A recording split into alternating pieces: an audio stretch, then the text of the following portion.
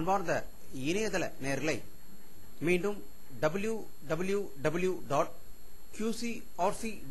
என்ற இணையதளத்திற்காக நியூஸ் தமிழ் செய்தி அறிக்கையில் உங்களை சந்திப்பதில் பெருமகிழ்ச்சி அடைகிறோம். இன்று 15 மே 2009க்கான முக்கிய செய்திகளை தற்போது பார்க்கலாம். தமிழ் ஈழ நாட்டின் மீது போர் தொடுத்துள்ள ராஜபக்சே அடுத்த 48 மணி நேரத்திற்குள் அனைத்து போர் நடவடிக்கைகளும் வெற்றிகரமாக முடிந்து விடும் என்று கூறியிருப்பதாகவும், இதனால் தமிழ் ஈழ நாட்டில் கடந்த 24 மணி நேரத்தில் 1000க்கும் மேற்பட்டோர் படுகொலை செய்யப்பட்டிருப்பதாகவும், அவர்கள் மீது எரிகணைகள் மற்றும் பாஸ்பரஸ் வெடிகுண்டுகளை வீசிக்கொண்டிருப்பதாகவும் ஒரு அதிர்ச்சி தகவல் தமிழ் ஈழ நாட்டிலிருந்து வந்து கொண்டிருக்கிறது.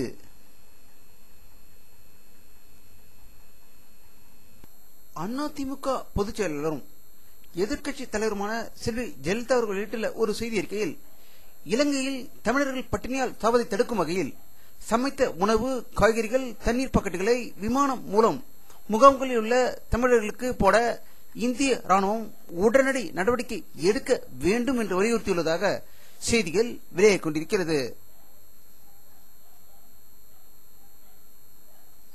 பெரியார் திராவிட கழக பொதுச் செயலாளர் கொளத்தூர் மணி அவர்கள் வெளியிட்டுள்ள ஒரு செய்தி அறிக்கையில், அதிமுக பொதுச் செயலாளர் செல்வி ஜெயலலிதா நடிப்புக்காக தான் தனி ஈழம் அமைப்பேன் என்று சொல்கிறார் என்று வைத்துக் கொண்டாலும், அந்த நடிப்புக்காக கூட தமிழக முதல்வர் கருணாநிதி அந்த வார்த்தையை உச்சரிக்க தயாராக இல்லையே என்பதால் தான் அவரை தமிழ் இன துரோகி என்று கூறுகிறோம் என்று செய்தி வெளியிட்டுள்ளதாக தகவல்கள் வெளிவந்து கொண்டிருக்கிறது.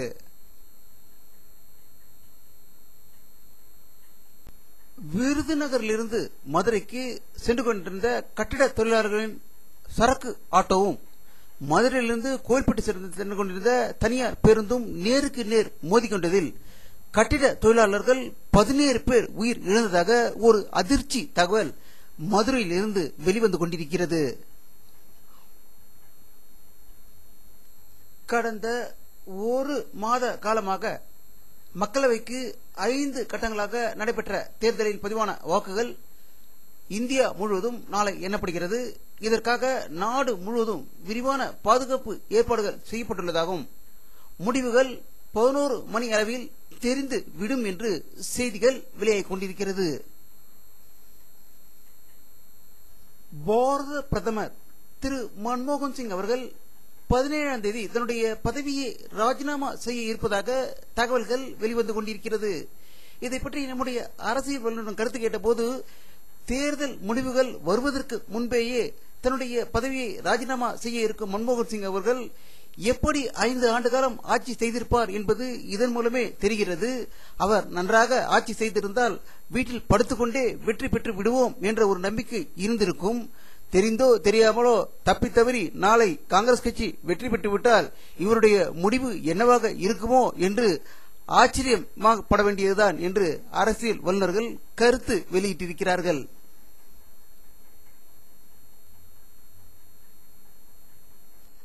காங்கிரஸ் கட்சி நாட்டை காக்கிறதோ இல்லையோ, கொள்கை இருக்கிறதோ இல்லையோ, ஆனால் பதவியில் அமர்ந்துவிட வேண்டும் என்ற ஒரே நோக்கத்தில் நாங்கள் பதவி ஏற்பதற்கு எந்த கட்சியினுடனும் கூட்டணி வைப்போம் என்று தற்போது மீண்டும் நிரூபித்திருக்கிறது.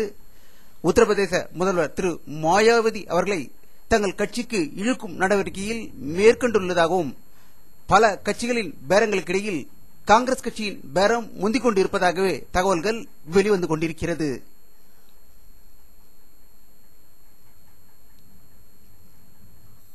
பீகார் முதல்வர் திரு நிதிஷ்குமார் அவர்கள் வெளியிட்டுள்ள ஒரு செய்தி அறிக்கையில், மத்தியில் அடுத்து ஆட்சி அமைக்கப் போவது யார் என்பதை தீர்மானிக்கும் சக்தியாக பீகார் மாநிலம் இருக்கும் என்றும் அம்மாநில முதல்வர் நிதிஷ்குமார் கூறியிருக்கிறார். பீகாருக்கு சிறப்பு அந்தஸ்து அளிக்கும் கட்சிக்கு நாங்கள் ஆதரவளிக்க தயாராக இருக்கிறோம் என்று மற்றொரு செய்தியும் வெளியிட்டுள்ளதால் காங்கிரஸ் கட்சி, பாரதிய ஜனதா கட்சி ஆகியவை அதிர்ச்சியில் இருப்பதாக தகவல்கள் வெளிவந்து கொண்டிருக்கிறது.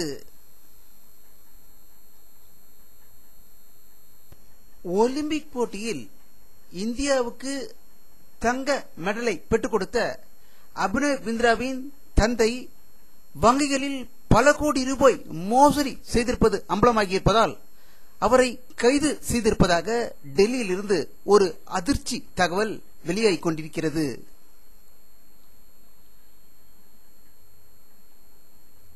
இந்திய அரசு நிறுவனமான MTNL மும்பையில் 3G மொபைல் போனை அறிமுகப்படுத்தி இருப்பதாக மும்பையிலிருந்து தகவல்கள் வெளிவந்து கொண்டிருக்கிறது.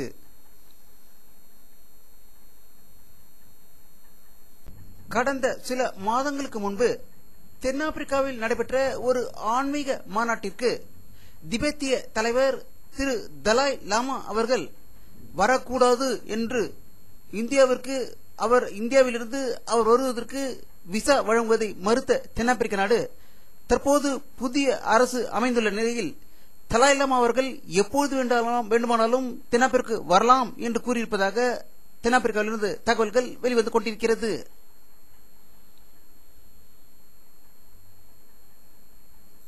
அமெரிக்க வெளியுறவு அமைச்சர் திருமதி ஹில்லரி கிளின்டன் அவர்கள் வெளியிட்டுள்ள ஒரு செய்தி அறிக்கையில் சர்வதேச நிதியம் சார்பில் இலங்கை அரசுக்கு $2 பில்லியன் கடனுதவி வழங்கக்கூடாது என்றும் போர் நிறுத்தத்தை அமல்படுத்திய பிறகே இதை பற்றி முடிவெடுக்க வேண்டும் என்று கூறியுள்ளதால் இலங்கை ராஜபக்ச அரசு அதிர்ச்சி அடைந்திருப்பதாக வாஷிங்டனில் இருந்து செய்திகள் வெளியாகிக் கொண்டிருக்கிறது. அமெரிக்காவின் நாசா ஆராய்ச்சி மையம் அட்லாண்டிக்ஸ் விண்கலத்தில் சர்வதேச விண்வெளி மையத்துக்கு சென்றுள்ள வீரர்கள் நேற்று விண்வெளியில் நடை மேற்கொண்டு ஆப்பிள் டெலிஸ்கோப் பராமரிப்பு பணியில் ஈடுபட்டுள்ளதை இந்த படத்தில் காணலாம். வானிலை அறிக்கை 15 மே 2009 பிற்பகல் 2:30 மணி எடுக்கப்பட்ட சேட்டலைட் புகைப்படத்தை தற்போது பார்த்துக் கொண்டிருக்கிறீர்கள். தமிழகத்தில் மேகமூட்டம் அதிகம் இருப்பதை இந்த படத்தில் காணலாம். பல இடங்களில் மழை பெய்து கொண்டிருப்பதாகவும் தகவல்கள் வெளிவந்து கொண்டிருக்கிறது. சென்னை அதை சுற்றியுள்ள பகுதியிலும் இடி மின்னலுமாகவும் காற்றாகவும் இருப்பதாகவே தகவல்கள் வெளியாகிக் கொண்டிருக்கிறது. வங்கக்கடலில் ஒரு மேகமூட்டம் சென்னையை நோக்கி வந்து கொண்டிருக்கிறது. அவை சென்னை அருகில் வருமா என்பது அடுத்த சில நாட்களில் தெரிந்துவிடும்.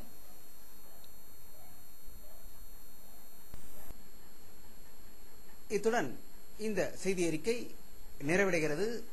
மீண்டும் நியூஸ் தமிழ் செய்தி அறிக்கையில் உங்களை சந்திக்கும் வரை உங்களிடமிருந்து விடைபெறுவது உங்கள் கே பாலாஜி.